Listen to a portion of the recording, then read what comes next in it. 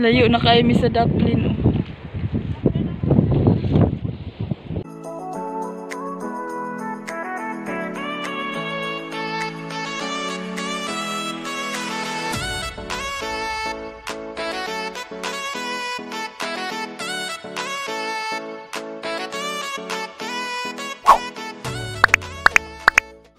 Hey guys, part 2 na for today's video. Ay!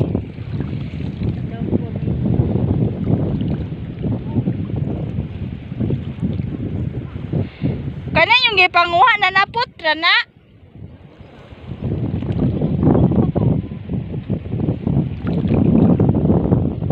Ay kuan oh. Nuog-nuog. Kani makakita si Ate Ani ron.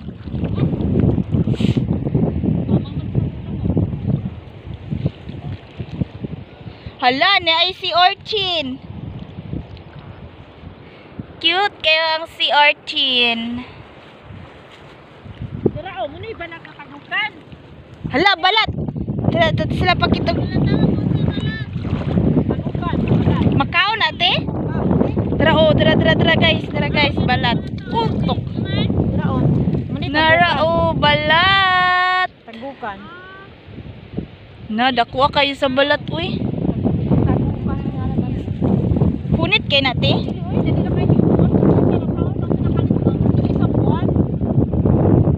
Na wala pa baya ko ikuha.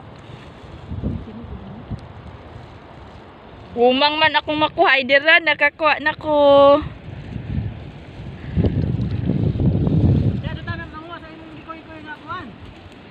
Saan? Dito sa babaw sa taas man. Ah, dito. Dito. Anong pasir diyan na ba? Diyan na oh.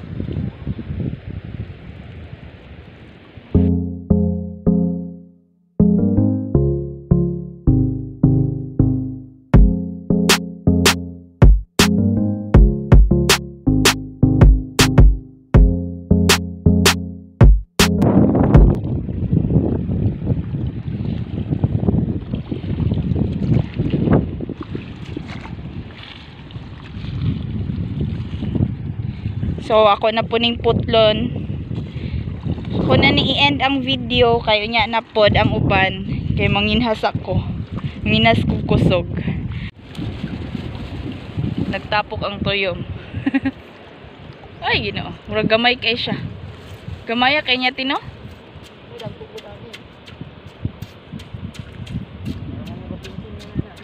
Napa oh. Tara tuyom. Wala man yan. Ayaga natin. At sa no, naman sa ito. Ano mo nag-alon-alon sa balon ni wali unod.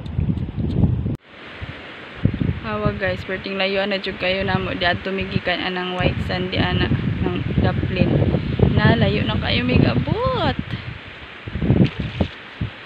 Na kayo may abot guys tara agwan ng fish cage.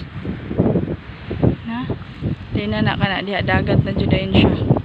As in layo na kaayo mi. Layo yung unasan. Dako yung unasan jud as in. Na layo na kayo mi.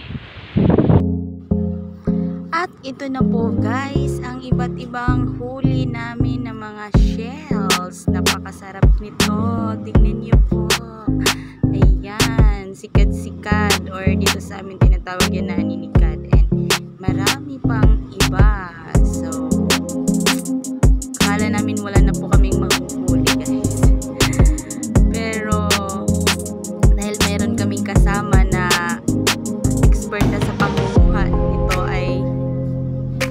nakaano po kami, mayroon na po kaming mabibit-bit pa uwi.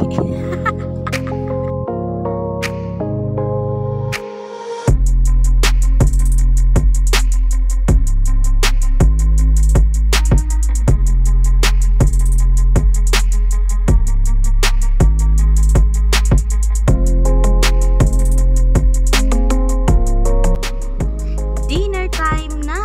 Ang sarap-sarap po ng mga ulam namin dito guys. Tingnan niyo naman. Pero hindi po ito yung ano namin, yung mga nakuha namin kanina. Ito po yung mga huli nung nakaraang gabi pa dito po sa ano. Dito po sa pinuntahan namin sa may-ari ng aming tinuluyan na bahay. Ayan. maluto. Tapos guys, ayan, my favorite. So, happy eating! Sarap-sarap ng ulam namin sa hapunan. So, after ng hapunan ay bumalik yung mga boys ulit sa dagat kasi ano pa rin, low tide pa din. Ito naman po ang kanilang mga nahuli. Ayan, yung mga malalaking shell na yan, yan po ang kanilang mga nahuli. Tapos yung mga fish kasi nag-spear fishing po sila for the boys only. Siyempre gabi na hindi na kami sumama. So ayan, nag-spear fishing po sila at ayan po ang kanilang mga nahuli, mga kunti lang, mga maliliit lang na isda.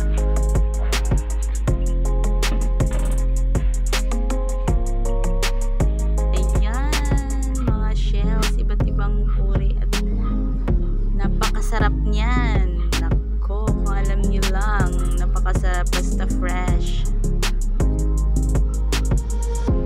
So, dito na po kami nagpalipas ng gabi sa kanila guys. Dito na kami natulog. Kasi nga, alas 11 na po sila ng gabi. 11 PM na po sila umuwi. Hindi na po safe para magbiyahe. Kasi malayo po yung uuwian pa namin. So, kinaumagahan, ayan, good morning everyone! Maaga po kaming nagising para maaga po yung biyahe namin. And thank you so much for watching. Enjoy the view. Till next guys. See ya again.